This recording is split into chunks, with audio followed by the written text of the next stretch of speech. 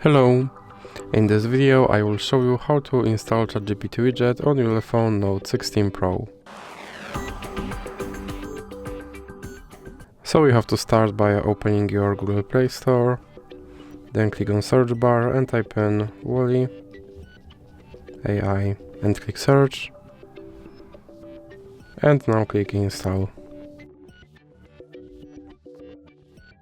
Then click open and click on this button to skip introduction, then click not now and click on open permissions. Now select AI assistant and here you have to allow this app to display over other apps, and now click back. Then click back again and click start. And as you can see right here there is my ChatGPT widget and I can open him and I can tell him to do something.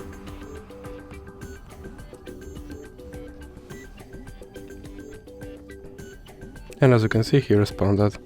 And if you want to remove him from your screen, simply drag him into the X icon in the middle. So that's it for this video. If you liked it, please remember to leave a like and subscribe.